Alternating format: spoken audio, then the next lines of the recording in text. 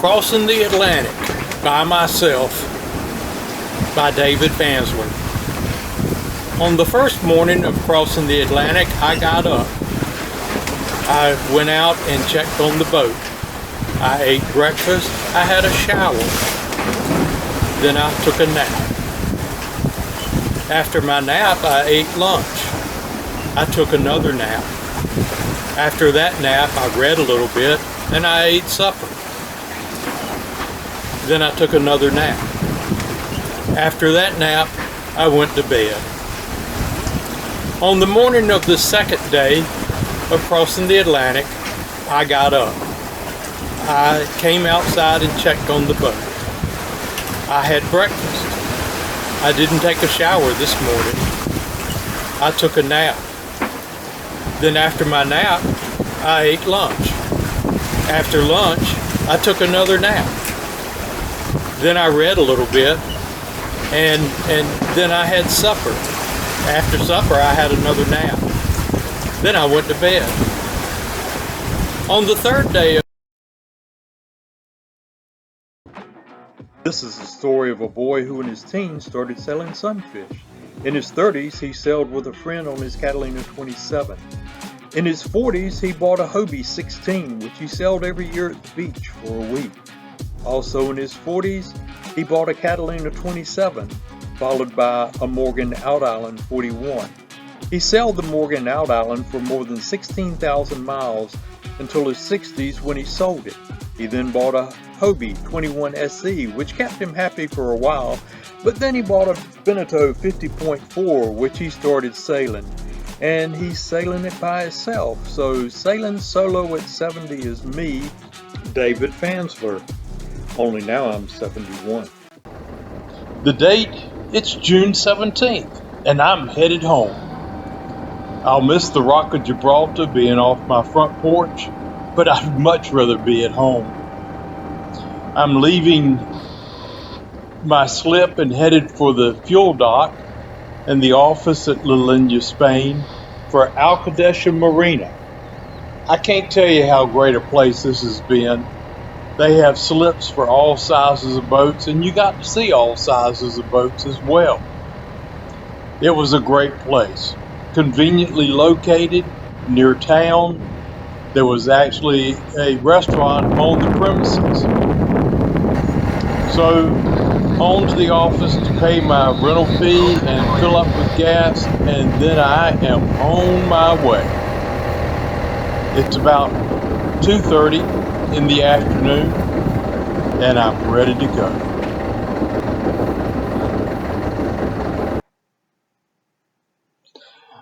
The harbor was full of large freighters.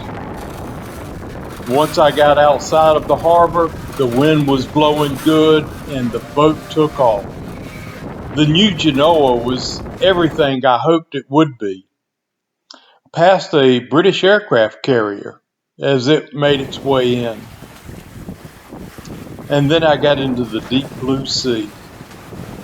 The seas were running about 6 feet on that day, but the boat was loving it.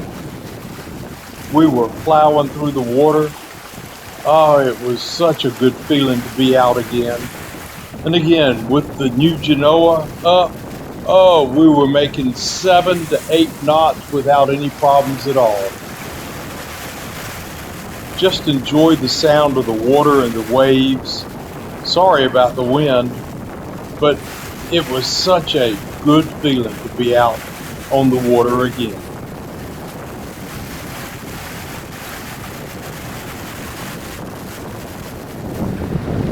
All I can say is, this is June 21st. This is the longest day of the year in the Northern Hemisphere.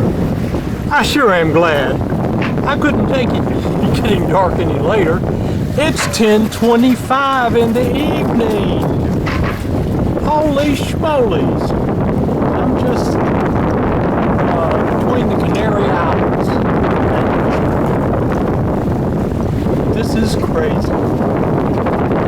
10:25 p.m.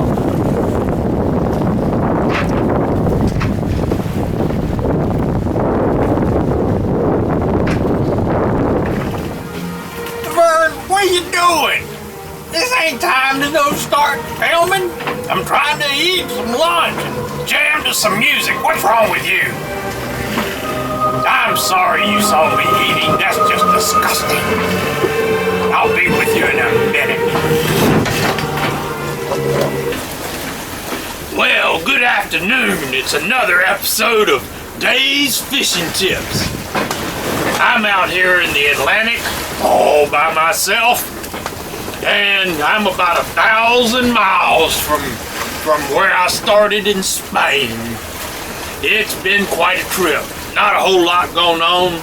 Lost a third of my fresh water. My refrigerator quit on me, but I got it working again. And then Vern caught me eating and was jamming to some music. That's just downright disgusting. Don't know what's wrong with him. And now look, somebody's left the screen door open. Oh, wonder who let the dogs out. Oh, me. Well, I've been fishing ever since I left Spain. I got 3 lines out. You really can't see them, but they're hanging off these things. So if a fishy gets it, it makes it bouncy uppy downy. So I can see when I got a fishy.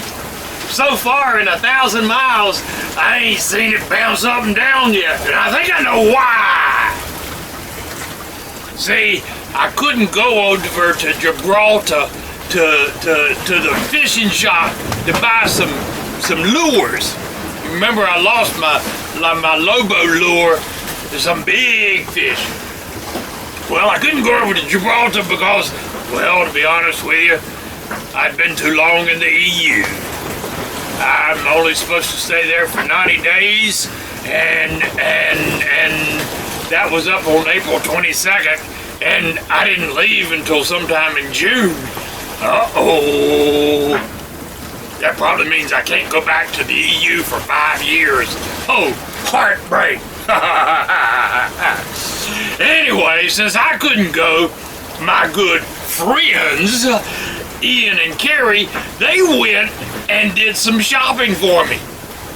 And they got me a bunch of lures that different sizes. They got me this nice blue squid with a medium-sized hook. They got me this, ooh, look at this one. Look at this one. Oh, yeah. That's kind of a fluorescent orange and blue. And he's got, oh, that's a big hook. That's for a big fish. Yeah. There's only one problem. I ain't caught nothing since I left Spain. And I think I know the reason why. There was a saying, well, it still is a saying, that friends don't let drunk friends drive. And while that's an important statement, I think the whole thing could have been said better if it said, friends don't let friends buy them fishing lures, because they don't work. It's just downright disgusting what I have to put up with. It breaks my heart. In fact, it broke a fish's heart last night. There was a fish. He was so disgusted with those 3 lures that I had on the boat that, or out in the water, I should say, that he jumped out of the water and onto the boat.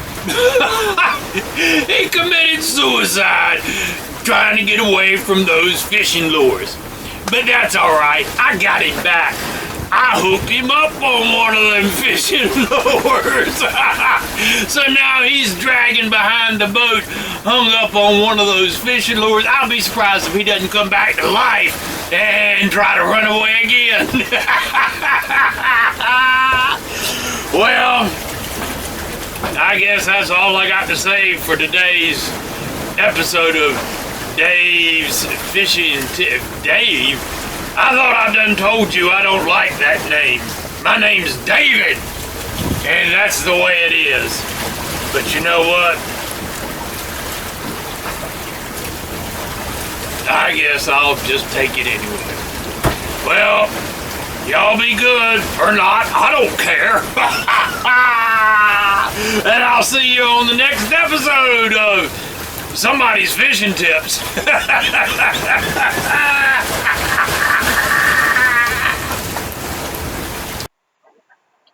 You know, sunsets on the ocean were so beautiful, but I don't think they're actually any more beautiful than the ones that we have on land. I think that being out at the oceans for so long that you got to see them and pay attention to them. Maybe that's a lesson to all of us. I have a fish on the line. Now if I can get him in.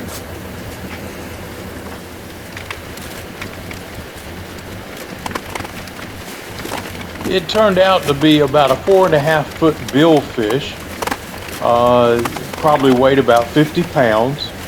And I filleted it and ate on it for several days before my refrigerator went out.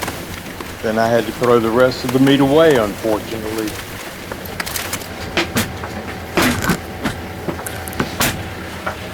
Look over there. I done caught me a fish. Jeez almighty. Alright. Let's get the knife and put him out.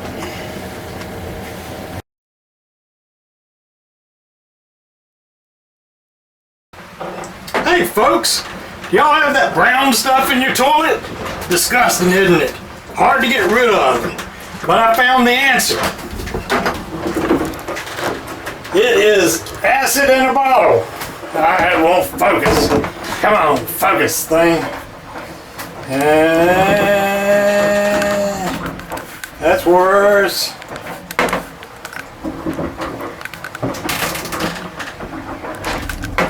There we go. Acid in a bottle. I get this stuff in Spain, and it's great. First off, it is an acid. Now, I'm a chemist. I taught chemistry for a lot of years, so I know what I'm doing. So, it says, first off, you shouldn't use it in an open or in a closed containment area. Well, the only problem is, if you leave your windows open, then it's going to go away real quick and not be very good. It also says you need to wear a mask when using this stuff. Oh crap, I'm tired of wearing masks, all this COVID garbage. No way, Jose. Let's just hold our breath. We'll make it alright. Alright, here we go. Let's spray the stuff in here. Oh yeah, we'll get it good. And,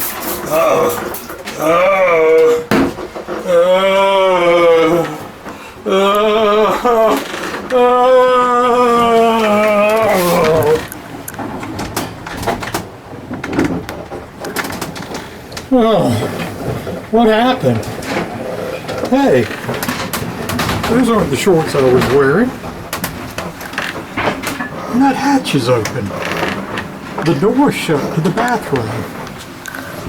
I'm not wearing this. I've had a shower. What on earth? Was it a dream? No, there's the bottle of acid. And that vent's open now. Surely this is all just a joke.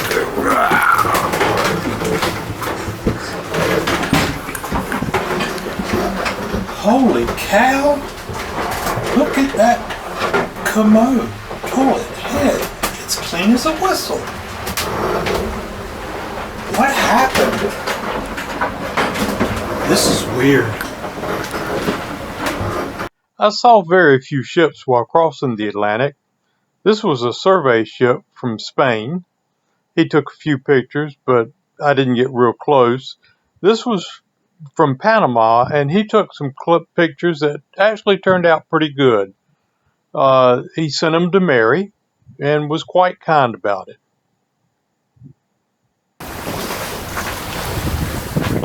To me, the biggest problem in crossing the Atlantic solo was the loneliness. It had been 6 months since I had seen Mary, and I had been out on the water for, 3 weeks at this point. It was approaching July 8th, and it's quiet while the boat's sailing. Well, sort of quiet. You can hear the creaking in the background. That was always going on. So I'm going to let this run for about a minute or so, just so you get an idea of how peaceful it is, but also an idea of how lonely it is.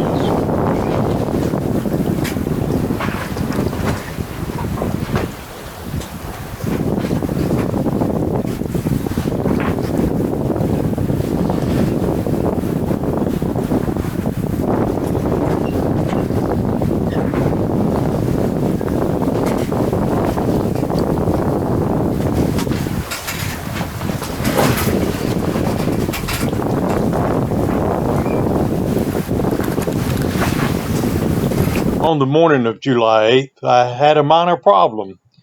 The Genoa fell down. It came unshackled from the top part of the roller furler and fell into the ocean.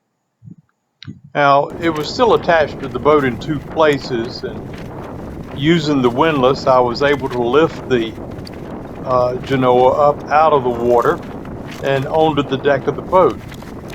But that left me with just the mainsail, and the boat doesn't sail real good with just the mainsail. So somehow I had to get the Genoa back up. But before I could, I had to get the top part of the roller furling down.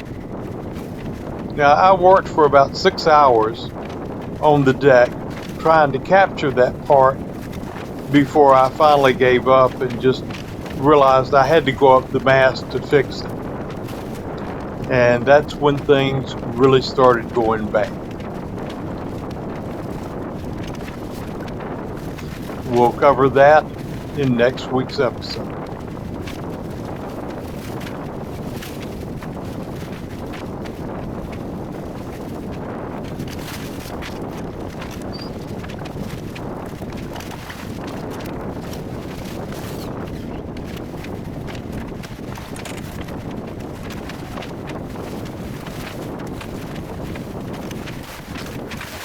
So come back next week and find out what happened and where I ended up on Sailing Solo at 70.